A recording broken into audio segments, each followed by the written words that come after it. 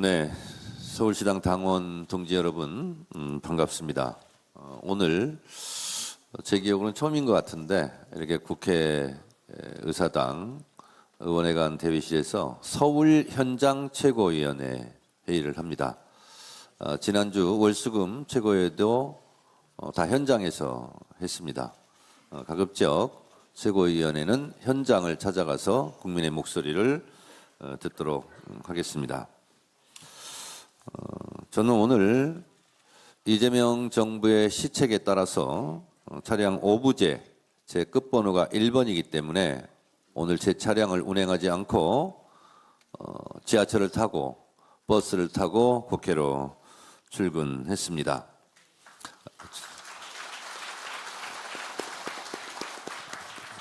출근길에 만나는 우리 마포 주민들, 서울 시민들이 따뜻하게 환영도 해주시고 따사로운 눈빛으로 저를 보시면서 많은 대화를 했습니다.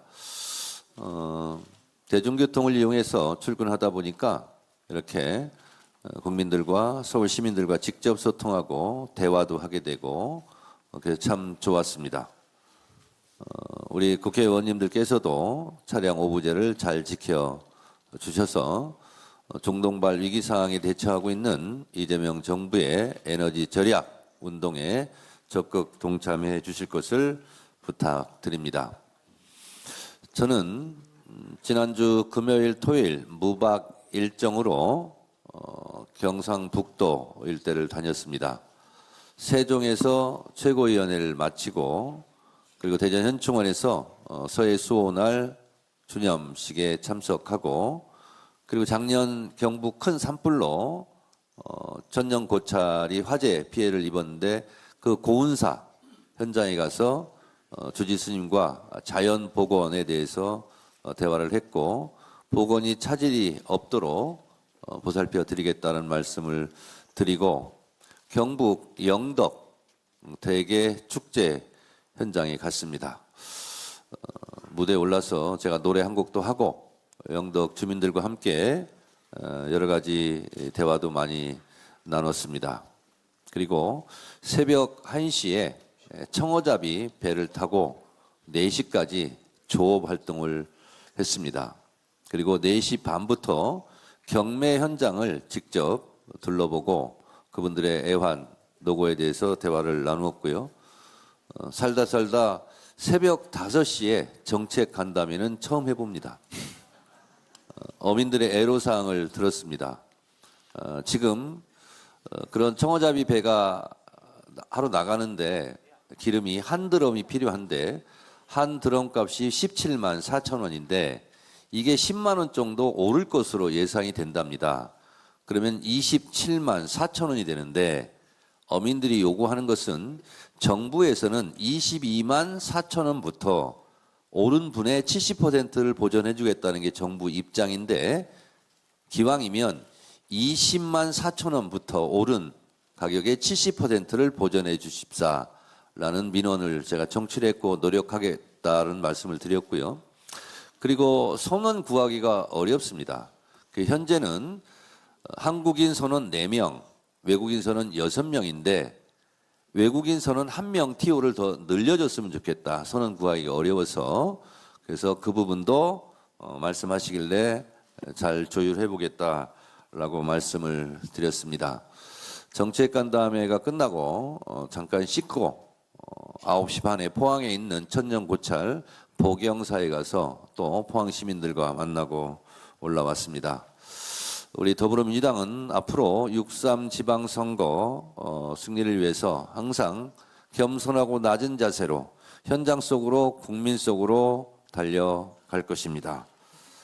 또한 지금 분위기가 좀 좋다고 그래서 들떠서 오버토킹하는 것이라거나 아니면 국민의 눈살을 찌푸리게 하는 언행은 가급적 자제해 주시고 국민 눈높이에 맞는 언행을 잘 해주십사 부탁드립니다. 만약에 국민 눈살을 찌푸리는 언행이 있을 경우에는 당대표로서 엄중 조치하겠다는 것을 다시 한번 말씀드리겠습니다.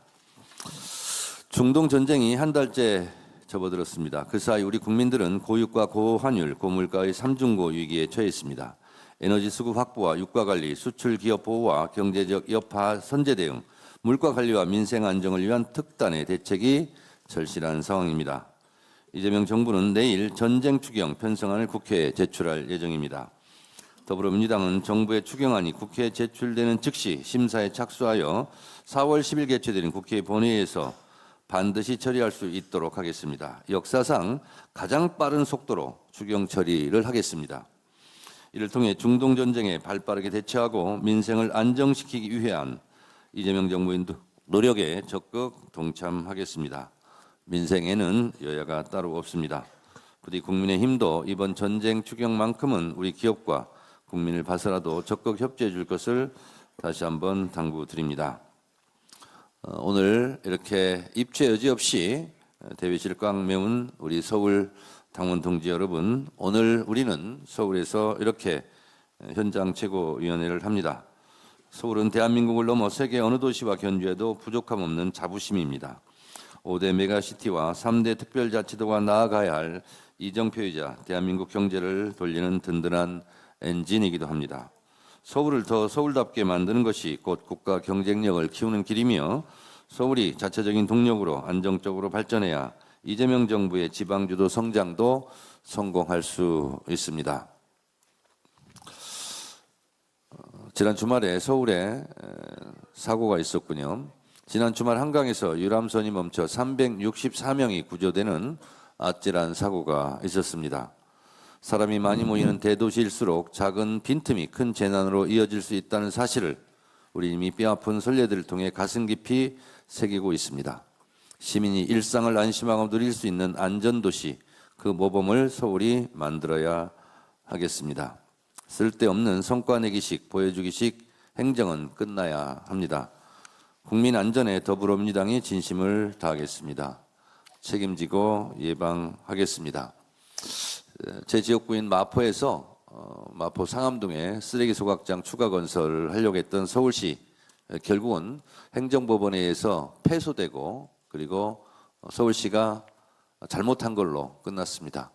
이렇게 그동안 재판받고 하다가 결국 서울시가 패소했는데 그동안 이 소모적인 이 낭비를 또다시 서울시에서 반복해서는 안 되겠습니다.